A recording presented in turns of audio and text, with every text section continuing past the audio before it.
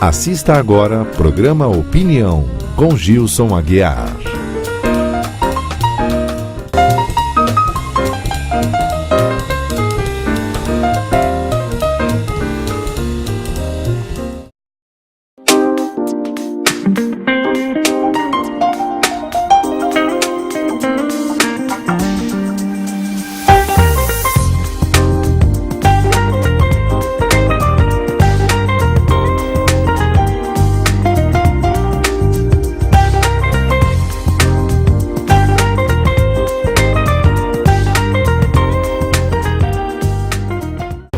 Opinião de hoje, mais um debate polêmico, educação. Nós temos um país que temos um número significativo de analfabetos funcionais. Temos um país que tem dificuldade em ter bom desempenho em avaliações internacionais que envolvam principalmente o ensino de português e matemática. Qual é o problema da educação brasileira? Será que esse problema está na sala de aula, professores? Os debates são variados, governos, políticas públicas de educação, o que está errado? Para falar um pouco mais sobre isso, talvez com um viés novo, um olhar diferente sobre o problema da educação brasileira, estou aqui com o doutor em educação, professor Luiz Faria, que é professor da Universidade Estadual de Maringá, e nós vamos falar um pouco sobre essa condição de educar no Brasil. Doutor Luiz, bem-vindo à Opinião. Muito obrigado.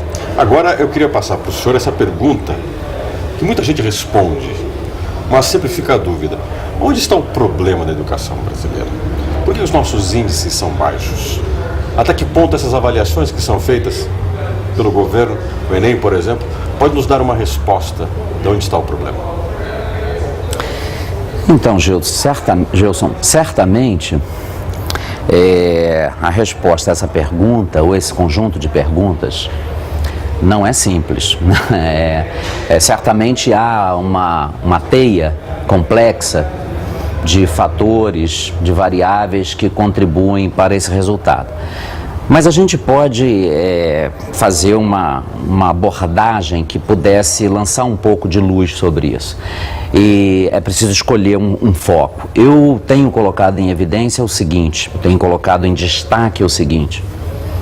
Há um bom tempo, há pelo menos 30 anos, nós, no Brasil, na área de educação, estamos fundando as nossas opções, as nossas escolhas de política educacional, de material pedagógico, de procedimento de ensino, de investimento educacional, em crenças filosófico-pedagógicas ou em opção político-ideológica, mais do que em evidências empíricas ou evidências coletadas em estudos científicos bem controlados. Ora, 30 anos de caminho nessa direção, não é surpresa que os resultados não sejam os melhores. Então, o senhor está falando, nós estamos discutindo uma fantasia ou uma discussão ideal, nós estamos idealizando e nós estamos trabalhando com a realidade do que é hoje o aluno dentro de sala de aula e o seu desempenho hoje na educação. Talvez não seja nem tanto isso. A questão é a seguinte, a questão é que em primeiro lugar, nós tínhamos que ter uma rede, que nos permitisse enxergar com mais precisão e mais tempestivamente o que está acontecendo. Vejam, os médicos hoje em dia, eles têm uma parafernália de recursos para monitorar funções, monitorar desempenhos e tal do corpo, do organismo e tal, fazer imagens, escanear tudo. Então, eles conseguem reunir muita informação, muito dado, sobre o funcionamento complexo do organismo de um ser humano e tal. Então eles reúnem muitos dados, ao mesmo tempo eles têm muita condição de experimentar o que acontece. Então, quando você tem boas condições de experimentar o que acontece e tem muitos dados, você desenvolve boa teoria por um lado e você controla bem o que acontece. Então, em educação, nós temos esse problema. Hoje nós começamos a contar com ferramentas que estão nos fazendo avançar em relação a detectar as coisas. Por exemplo, o sistema de avaliação da educação básica, que foi implantado no final dos anos 80, início dos anos 90, começou a dar os primeiros passos, se consolidou em 1995, de lá para cá ele vem produzindo informações. É importante, é muito importante. A Prova Brasil, primeiro começou com o sistema de avaliação da educação básica. De 2005, 2007 para cá, nós tivemos a Prova Brasil. Então, esse sistema ele já vai produzindo dados que permitem a gente ter uma visão mais precisa do que está acontecendo. E, além disso, nós adotamos uma boa posição, que é também de nos compararmos com o que acontece fora do Brasil. Então, nós participamos do Programa Internacional de Avaliação de Estudantes. Então, se a gente se compara, se nós nos comparamos internamente, com um ponto de partida num determinado momento, e se nós nos comparamos internacionalmente, a gente começa a ter dados a respeito de como a gente está. Então, nós demos um passo, mas faltam outros passos. Agora, quando a gente fala de faltar outros passos, o senhor fala que é preciso dar um passo além. E o senhor elogia os exames que nós estamos tendo. Eles trazem informações. As informações que são divulgadas, elas muitas vezes mostram que há um avanço, que há uma melhora. Mas os números que são divulgados são aquilo mesmo. Ou seja, nós temos hoje o uso dos números, que, por exemplo, o Enem é divulgado, é trabalhado de uma forma correta, porque ele vai orientar as políticas do MEC, por exemplo. Estamos indo no caminho certo? Então, olha, do ponto de vista da decisão de contar com ferramentas que nos deem uma informação mais precisa do que está acontecendo, realmente nós percorremos um bom caminho. Estamos percorrendo um bom caminho, estamos aperfeiçoando as ferramentas de medida, de aferição, não é? Dando escala a isso, juntando os dados, agregando, desagregando, para dar informação em várias dimensões, informação para o Brasil inteiro, informação para uma região, informação para um estado, informação para uma rede municipal, até a informação para o próprio gestor da unidade escolar, o diretor da escola. Mas, então nós estamos juntando uma massa de dados. Nós temos um problema. O problema tem sido em como esses dados estão sendo tratados e como eles estão sendo divulgados. A gente tem, nos países mais avançados, que já percorreram um caminho mais longo em termos de aperfeiçoamento da democracia, da vivência democrática, a participação política, a cidadania, o controle da sociedade sobre o Estado e tal. Então, nos países que fizeram esse percurso há mais tempo, e nos países que também fizeram um percurso de avanço econômico, né, também já há mais tempo, surge uma ideia que é a ideia de, uma expressão em inglês, accountability, mas é de prestação de contas, né? E de responsabilização dos gestores públicos. Para você ter um sistema na sociedade em que os gestores públicos prestem contas e sejam responsabilizados pelo resultado, é preciso que você tenha esses sistemas, essas ferramentas. Então, nós temos essas ferramentas, mas é preciso também que os dados sejam tratados, organizados e oferecidos de maneira adequada. Eu vou dar um exemplo. A Prova Brasil. A Prova Brasil produz dois tipos de dados principais. Um é a média de proficiência. Então, você aplica um exame de língua portuguesa com ênfase em compreensão de leitura e um exame de matemática com ênfase em resolução de problemas aos alunos que estão terminando a primeira parte do ensino fundamental e aos alunos que estão encerrando o ensino fundamental. Ótimo. Você aplica, isso é bem aplicado, as amostras são bem coletadas, o INEP, o MEC, os sistemas podem fazer isso bem, os estatísticos dão boa ajuda e tal. Então, agora, na hora que você vai olhar os dados, os dados que atraem mais atenção são aqueles que dizem a média. A proficiência média. Trabalha com geral, então. Exatamente. Então você vê a proficiência média no Brasil. Em média, qual é o desempenho dos alunos em leitura? Né? Aí o que acontece? O gestor público no município, se ele vai comparar a média do desempenho no seu município com a média do estado e com a média do país. Se a média tiver compatível, a média do município tiver compatível com a do estado e com a do país, ele fica satisfeito. Né? Se tiver abaixo, ele corre um pouco. Se tiver acima, é a glória. Então, o que você está falando é que essa média pode ser um número que disfarce outras coisas, que encubra outros números. que muitas vezes são preocupantes. Exatamente. Eu não diria tanto disfarçar, mas ela é um dado, ela é uma informação importante, a média é uma informação importante, né? Mas ela não diz tudo, nem ela é a mais importante. Eu queria chamar a atenção para um outro dado que pode ser levantado a partir dessa massa de informações que a Prova Brasil fornece. Então ela fornece média de proficiência, escola, rede municipal, rede estadual, região, país.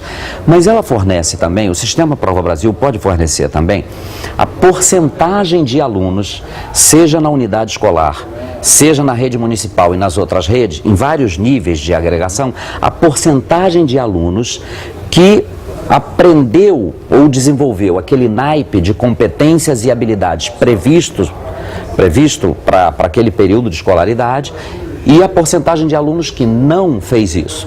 Ou seja, quem terminou aquele nível de ensino com as etapas necessárias da Exatamente. Cumpridas. Com aprendizado cumprido.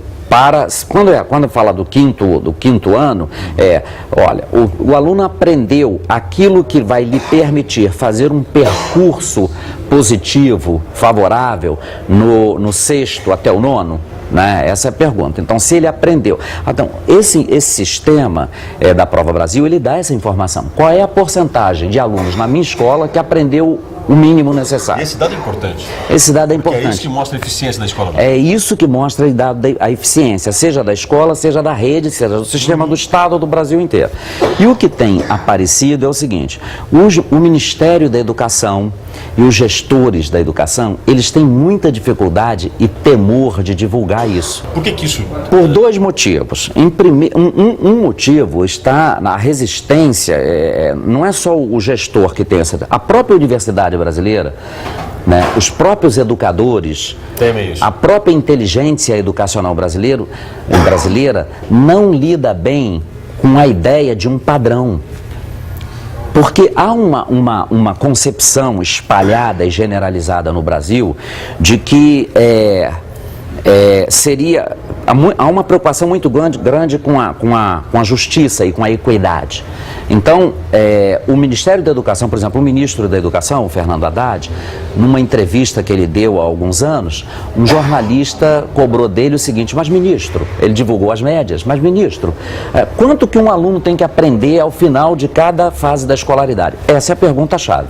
Ele falou: nós sabemos, mas eu não vou te dizer agora. Isso foi em 2007, certo. Não disse até agora.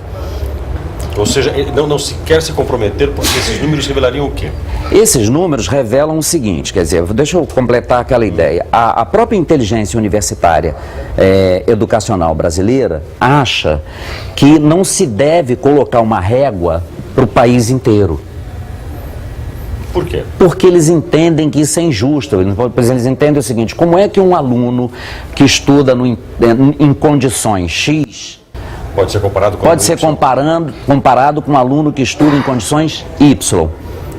Mas então a própria universidade não gosta de... Mas você quer a competência idêntica aos mesmos alunos, a capacidade aos dois, independente de onde estejam? Então, essa é a questão. Eu gosto de dar um exemplo. Meu exemplo é o seguinte: suponhamos brevet de aviação. Tá? Dois alunos, um aqui no Paraná e um lá num estado mais atrasado do país. Atrasado não, que vive em condições, né, econômicas menos favoráveis, tá? Ou menos favoráveis. Aí o que acontece? O sujeito vai tirar o brevet, faz um conjunto de instruções e tal.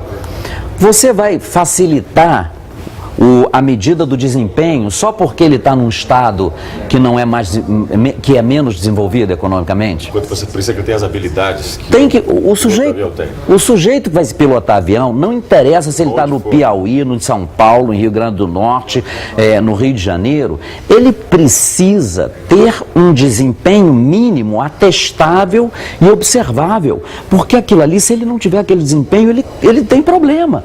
Então vejam o que acontece. Às vezes o sujeito tem um desempenho bom na decolagem, mas tem um desempenho mau na aterrissagem.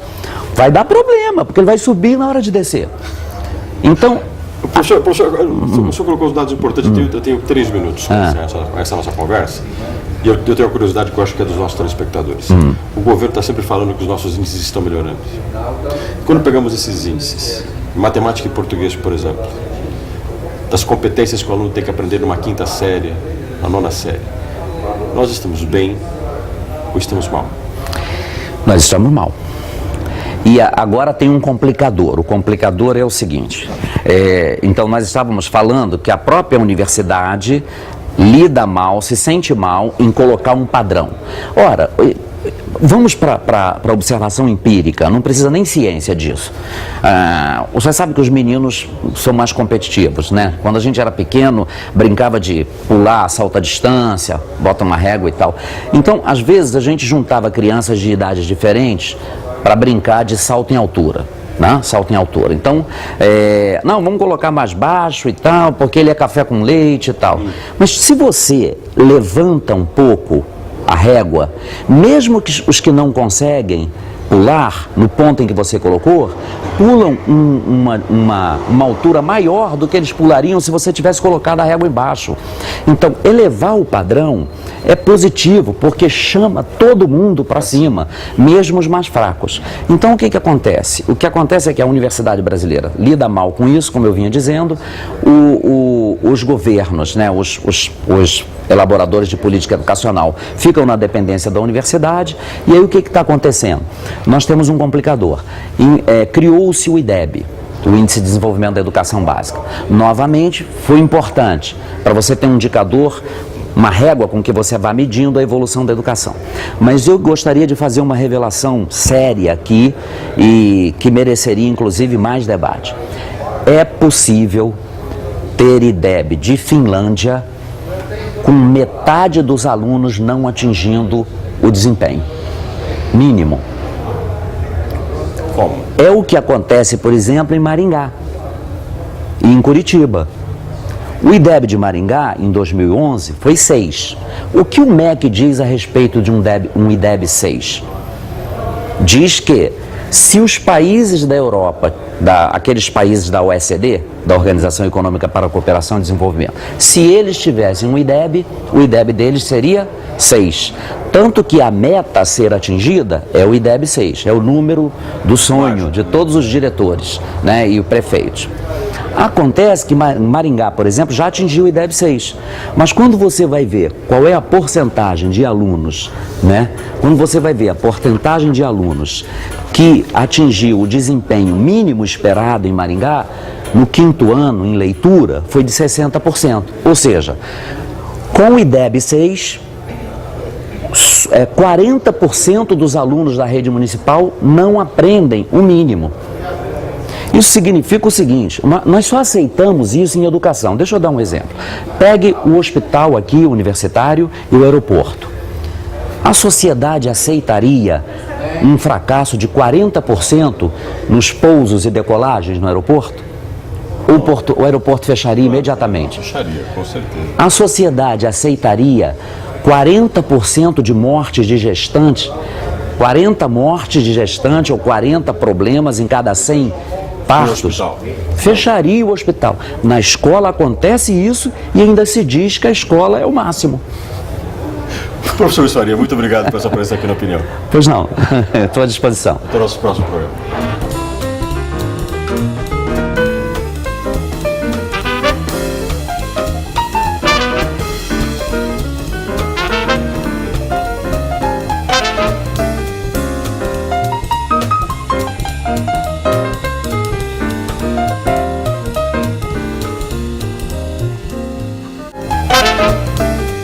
Você assistiu o programa Opinião, com Gilson Aguiar.